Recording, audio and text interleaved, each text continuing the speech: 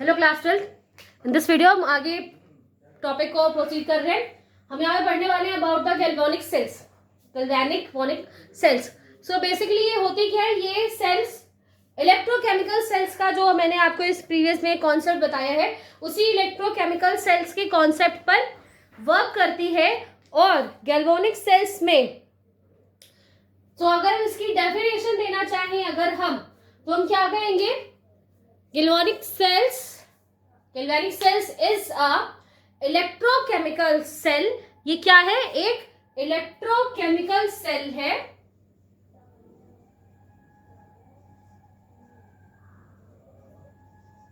Electrochemical cell which convert, वो क्या convert कर रही है? या दैट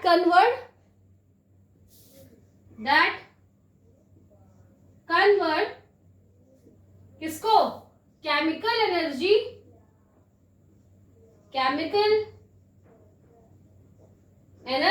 इनटू व्हाट? इलेक्ट्रिकल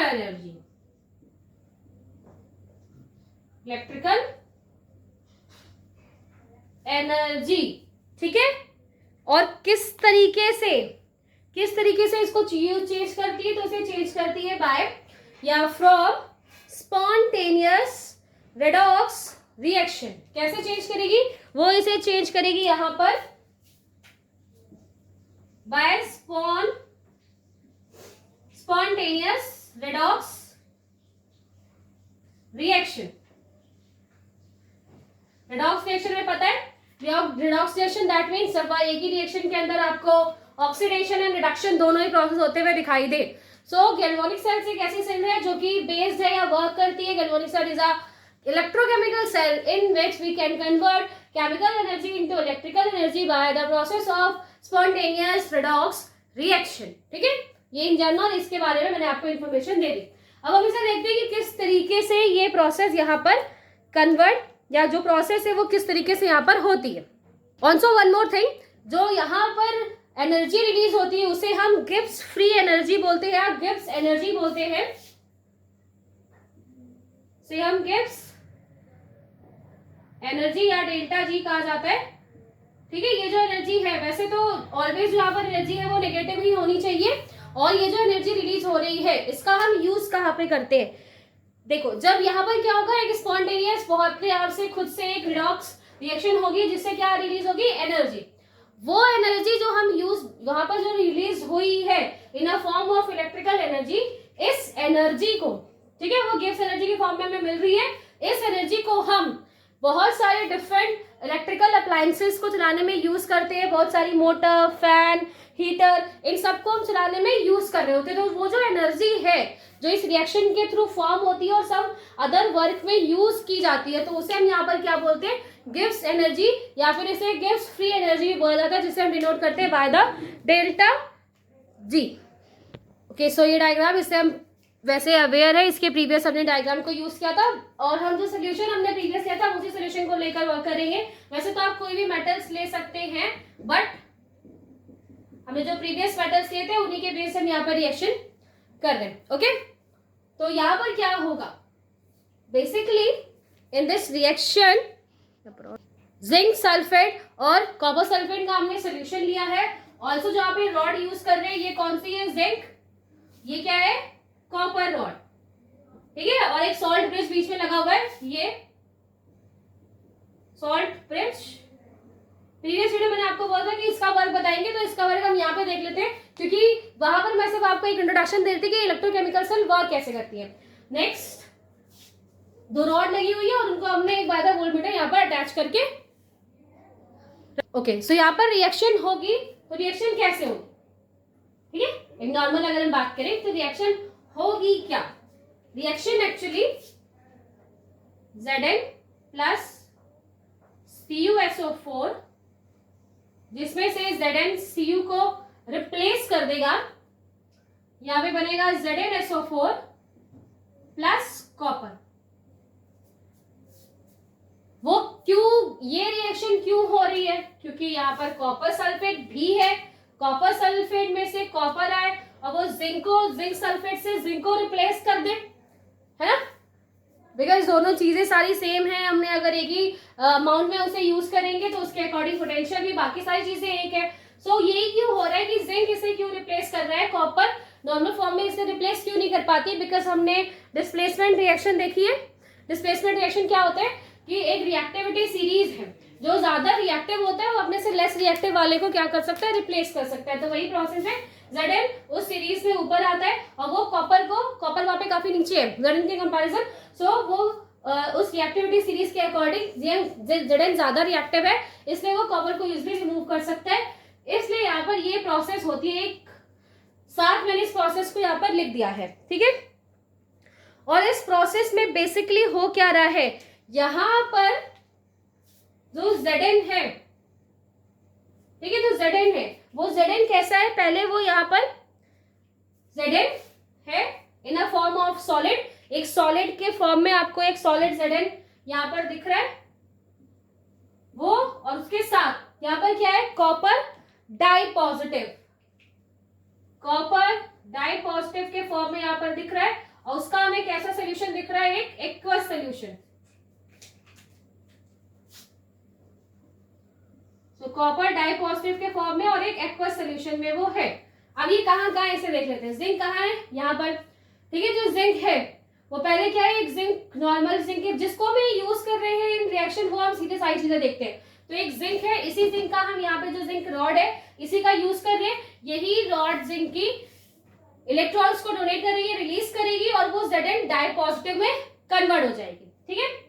तो ये क्या होगा, जो Zn है पहले वो सॉलिड फॉर्म में है, बट वो after donating electron, after releasing electron, वो कन्वर्ट हो जाएगा Zn डाई पॉजिटिव में, और ये अब कैसा हो गया, एक्वस सोल्यूशन हो गया। बिकॉज जब वो डाई पॉजिटिव में कन्वर्ट हो जाएगा तो वो यहाँ पे कहाँ पे आ जाएगा, इस सेल में आ जाएगा, Zn डाई पॉजिटिव। अब वो इस सेल के अंदर, सॉरी सोल्यूशन के अंदर है, तो ZnSO4 का सोल्यूशन है वो यहाँ वहां पर वो आ जाएगा। और जो कॉपर जो कि एक्वस फॉर्म में, मतलब इस सोल्यूशन में जो आपको Cu डाई पॉजिटिव दिखाई दे रहा है, Cu डाई पॉजिटिव दिखाई दे रहा है, ये Cu डाई पॉजिटिव जो इलेक्ट्रॉन्स यहाँ से आए हैं वो इलेक्ट्रॉन को ले लेगा और वो कन्वर्ट हो जाएगा इन Cu, और वो भी कैसे, सॉलिड फॉर्म में, ठीक है। तो ये रिएक्शन बेसिकली यहाँ पर हो रही है। अगर आप इस रिएक्शन में देखें तो रिएक्शन में जो जिंक है वो क्या कर रहा है, वो ऑक्सीडाइजेशन वाली प्रोसेस कर रहा है। उसका जो ऑक्सीडेशन नंबर है वो पहले यहाँ पर कितना था, 0, यहाँ पर ऑक्सीडेशन नंबर ये 0 है, और जब वो कन्वर्ट हो गया इन एक्वस, या फिर इलेक्ट्रॉन डोनेट कर दिए उसने, देन वो उसका ऑक्सीडेशन नंबर +2 से वहां पर इंक्रीज हो रहा है। तो यहाँ पर क्या हो रही है, एक ऑक्सीडेशन प्रोसेस हो रही है इन केस ऑफ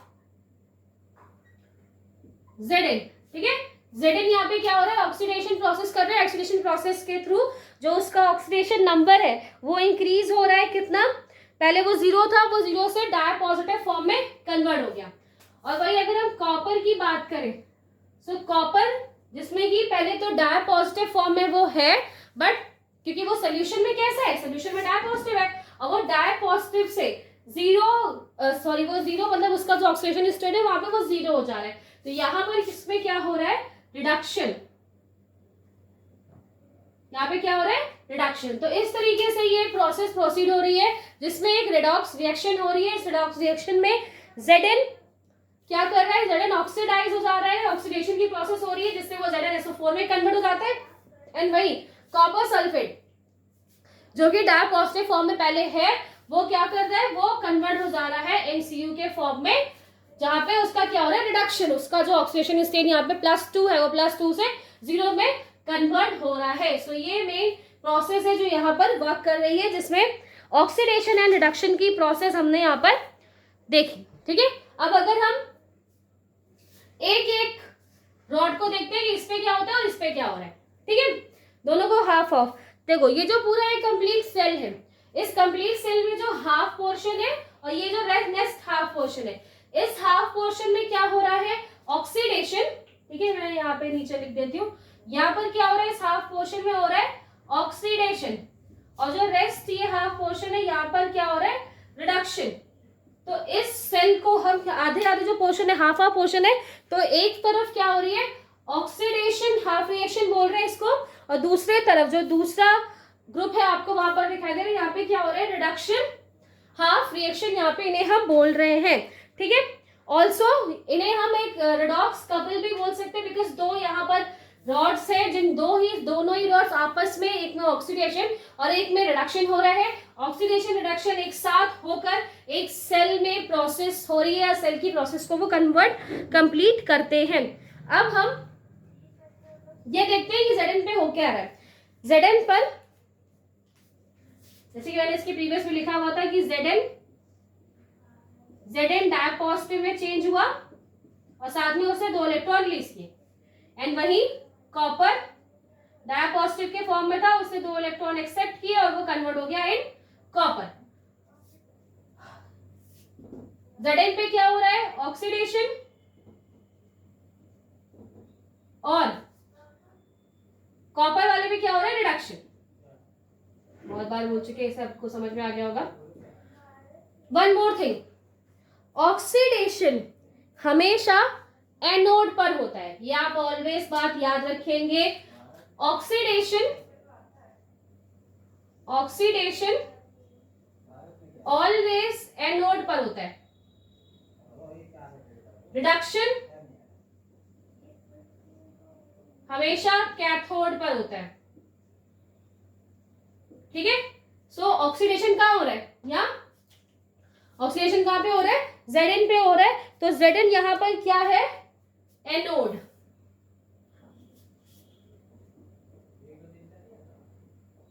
Zn यहां पर क्या है, एनोड की तरह वर्क करेगी।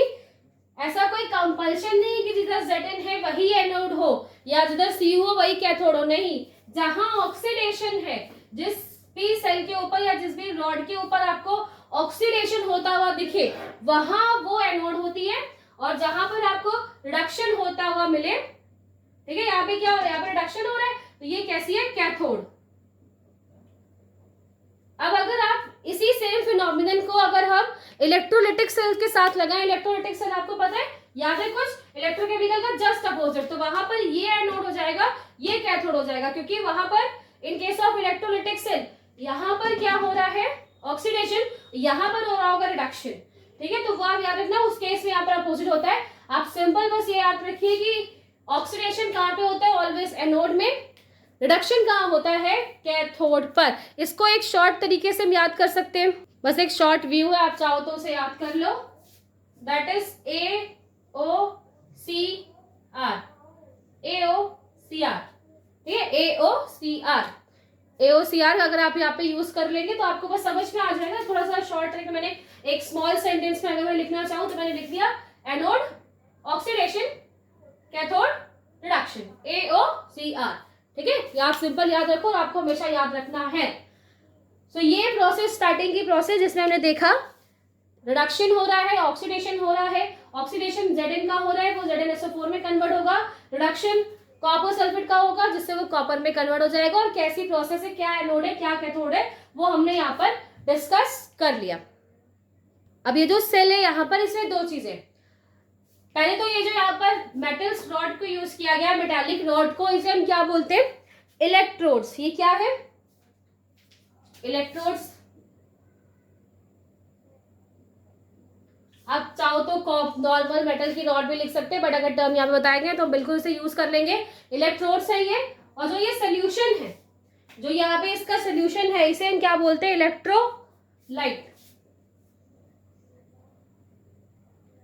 इलेक्ट्रोलाइट मैं नीचे लिख दी हूं। तो जो ये मेटेलिक रॉड यहाँ पर यूज किया है, फिर मेटल का जो भी आप सब्सटेंस यूज कर रहे हो वो इलेक्ट्रोड है, और जिस भी सोल्यूशन में वो रखा है वो क्या है, यहाँ पर इलेक्ट्रोलाइट। सो आपको यहाँ पर दिखाई दे रहा है कि जो पोर्शन इलेक्ट्रोड का इलेक्ट्रोलाइट में डिसॉल्व है, dissolve in the sense dip है, वहां पर उसके अंदर है, वो डिप है, डूबा हुआ है, तो ये जो यहाँ पर आपको ये दिखाई दे रहा है, ये जो इतना पोर्शन है, ये यहाँ पर क्या है, डिसॉल्व है, अगेन डिसॉल्व, डिप है, उसमें डूबा हुआ है, तो इसे हम यहाँ पर क्या बोलते हैं, इसे हम बोलते हैं electrode electrode electrolyte interface.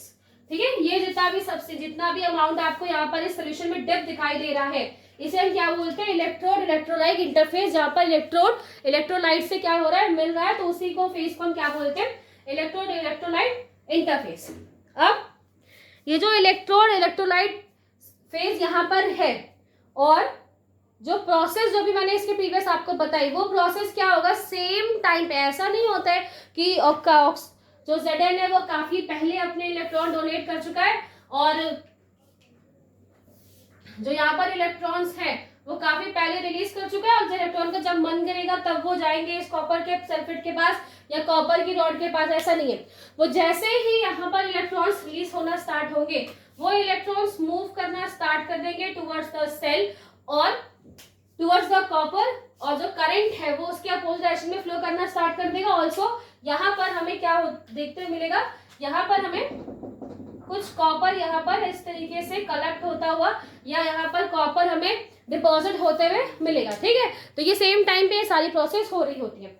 So because एक तरफ आपको क्या दिखाई दे रहा है, इलेक्ट्रॉन्स बहुत ज्यादा दिखाई दे रहे हैं, है ना, एक इलेक्ट्रॉन्स है, नेगेटिव पार्ट वहां बहुत ज्यादा है, दूसरी तरफ वो जिस तरफ शिफ्ट हो रहे, जिस तरफ वो वहां पे मूव हो रहे, वो क्यों हो रहे हैं, बिकॉज उस सोल्यूशन के अंदर क्या दिखाई दे रहा है, पॉजिटिव चार्ज दिखाई दे रहे हैं, और वो पॉजिटिव चार्ज की तरफ ही तो मूव हो रहे हैं, वो पॉजिटिव चार्ज की तरफ मूव हो रहे हैं, और वो पॉजिटिव चार्ज को इलेक्ट्रॉन्स को वो ले रहा है, और यहाँ पे एक्यूमुलेट हो रहा है। तो यहाँ पर क्या है, एक निगेटिव, हाँ यहाँ पर इलेक्ट्रॉन्स है, तो यहाँ पर आपको एक निगेटिव चार्ज दिखाई दे रहा होगा, और यहाँ पर बिकॉज वो इलेक्ट्रॉन्स किस तरफ जाएंगे, पॉजिटिव चार्ज की तरफ, तो यहाँ पर आपको एक पॉजिटिव पोटेंशियल दिखाई देगा। तो इन द सेल एक तरफ आपको एक नेगेटिव पोटेंशियल, नेक्स्ट साइड एक आपको पॉजिटिव पोटेंशियल दिखाई देगा। ऑल्सो एक इलेक्ट्रोड और इलेक्ट्रोलाइट, यहाँ पर भी एक इलेक्ट्रोड और इलेक्ट्रोलाइट। सो इलेक्ट्रोड इलेक्ट्रोलाइट्स का कुछ पोटेंशियल है इस पूरे सेल में। जितनी भी चीजें हमने यूज की हो,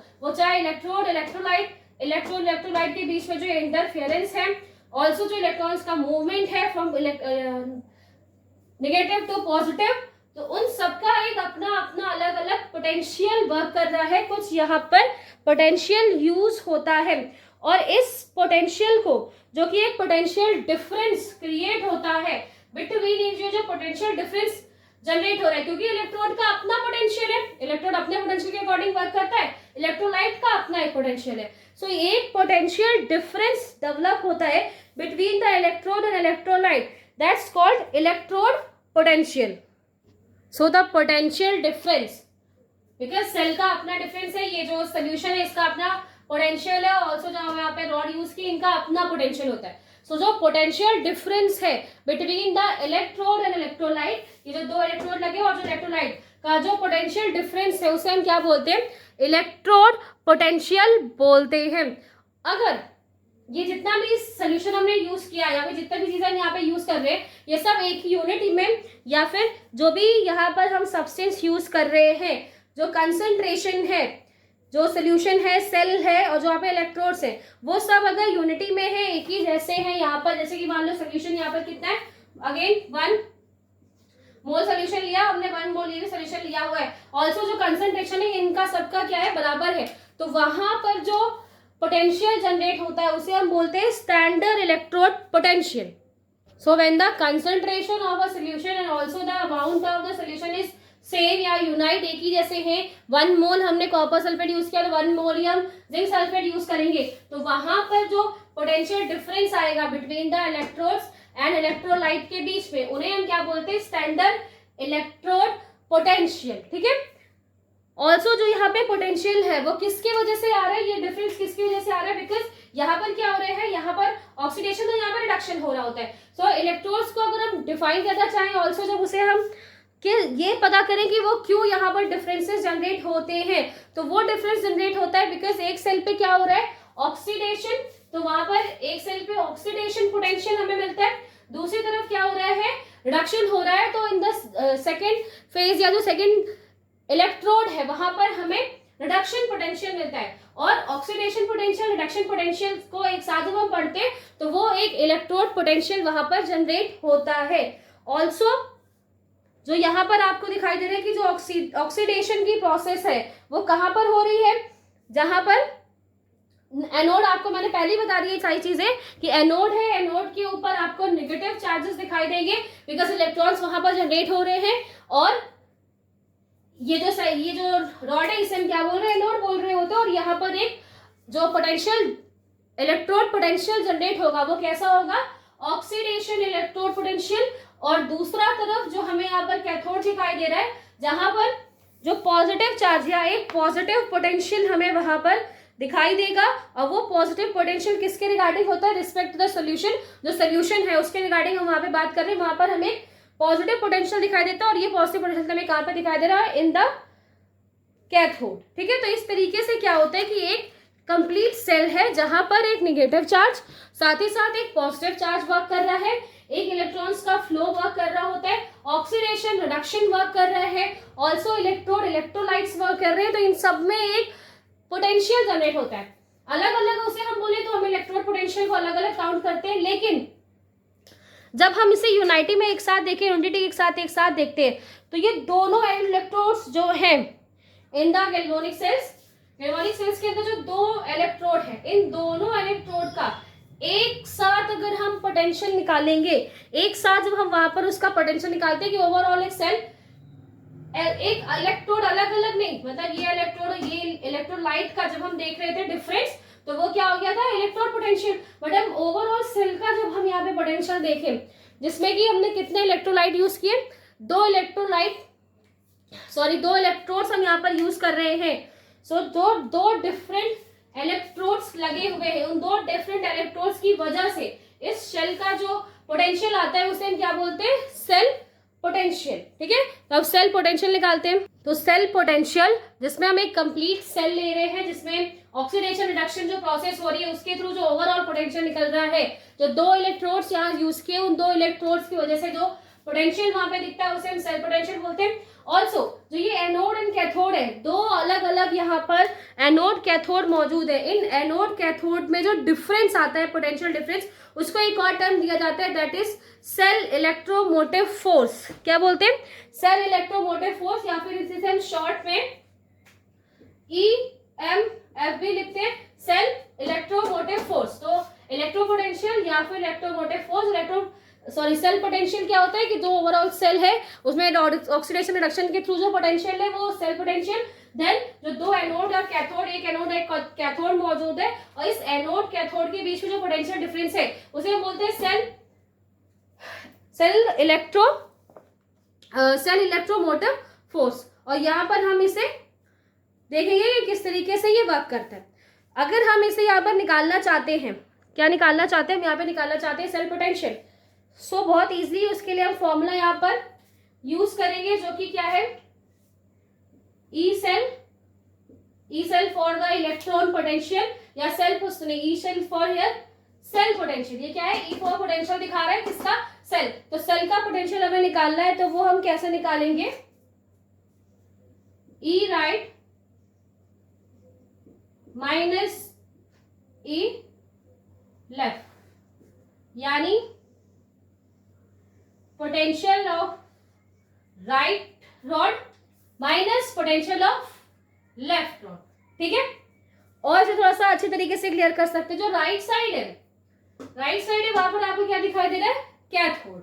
तो हम यहाँ पे कुछ इस तरीके से लिख सकते हैं, E cathode minus E anode.